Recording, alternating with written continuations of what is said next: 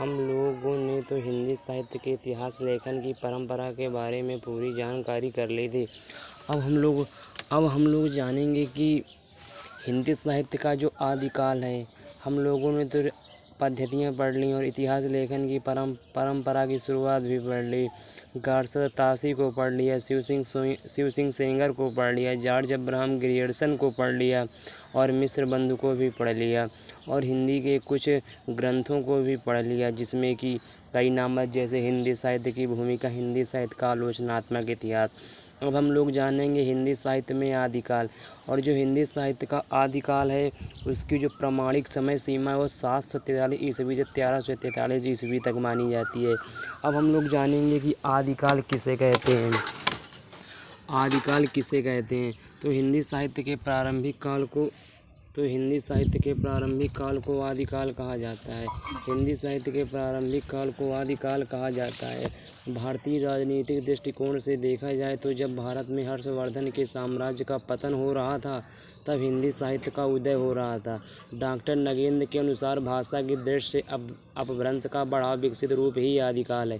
Doctor Nagendra के अनुसार भाषा की दृष्टि से अपभ्रंश का बड़ा विकसित रूप ही आदिकाल है। हिंदी साहित्य की आदिकालीन सामग्री में उत्तर अपभ्रंश की सभी रचनाओं का समावेश किया जाता है। उत्तर अपभ्रंश को पुरानी हिंदी औहट के नाम से जाना जाता है। चंद्र शर्मा गुलेरी ने उत्तर अपभ्रंश को पुरानी हिंदी के नाम से पुकारा है। डॉक्टर भोला शंकर व्यास ने हिंदी के आरंभिक रूप को आदिकाल कहकर पुकारा है। डॉक्टर भोला शंकर व्यास ने हिंदी के आरंभिक रूप को आदिकाल कहकर पुकारा है। शुक्ल ने पुरानी हिंदी अपभ्रंश को प्राकृताभास हिंदी कहकर पुकारा है। रामचंद्र शुक्ल ने पुरानी हिंदी अपभ्रंश को प्राकृताभास हिंदी के नाम से पुकारा है। शुक्ल के अनुसार आदिकाल का समय भोज के समय से लेकर हम्मीरदेव के समय के कुछ पीछे तक माना जाता है।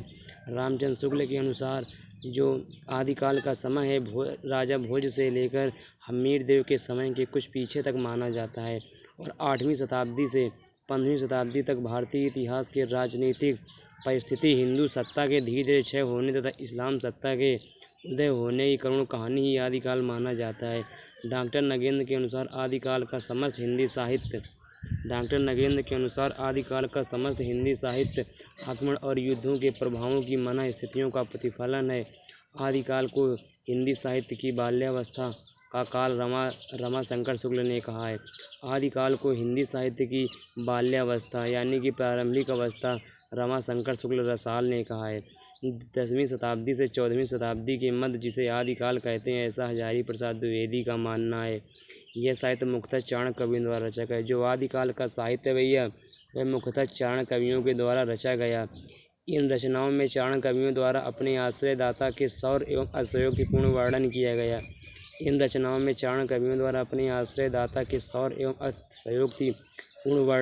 इन रचनाओं में उस समय के सामंती जीवन की पूर्ण झलक देखने को मिलती है। इन रचनाओं में आदिकाल के राजाओं की जो सामंत व्यवस्था हुआ करती थी उस सामंती व्यवस्था की पूर्ण झलक देखने को मिलती है।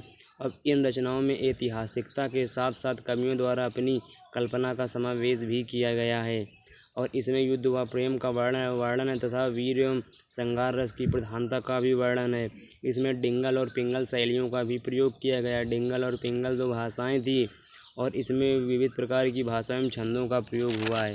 अब इसके बाद जो है कि इन रचनाओं में चारण कवियों की संकुचित मानसिकता देखने को मिलती है। रासो साहित्य की रचनाएं संदिग्ध एवं अर्ध प्रमाणिक मानी जाती हैं। जो आदिकाल का जो रासो साहित्य है उसकी जो रचनाएं संदिग्ध एवं अर्ध प्रमाणिक मानी जाती हैं। अब हम लोग देख लें आदिकाल की समय सीमा। आदिकाल को जो जॉर्ज अब्राहम ग्रियर्सन ने माना है, आदिकाल को जॉर्ज अब्राहम ग्रियर्सन ने 643 ईस्वी से 1400 ईस्वी तक माना है। आदिकाल की जो समय सीमा जॉर्ज अब्राहम ग्रियर्सन ने दी है और 643 ईस्वी से 1400 ईस्वी तक। जो मिश्र बंधुओं ने समय सीमा दी और 643 से 1389 ईस्वी तक। जो राहुल संकत्यायन ने समय सीमा दी है 760 ईस्वी से 1300 ईस्वी तक। रामचंद्र शुक्ल ने जो समय सीमा दी है 993 ईस्वी से 1318 ईस्वी तक। जो रमाशंकर शुक्ल रसाल ने जो समय सीमा दी है वो 1000 ईस्वी 1343 ईस्वी तक। जो आदिकाल को अन्य नामों से भी जाना जाता है ना। आदिकाल को जैसे यदि आदिकाल को आदिकाल किसने कहा? हजारी प्रसाद द्विवेदी और रमाशंकर शुक्ल रसाल ने कहा है। और आदिकाल को वीर गाथा काल किसने कहा है? रामचंद्र शुक्ल ने कहा है। बीज वपन काल महावीर प्रसाद द्विवेदी ने कहा है।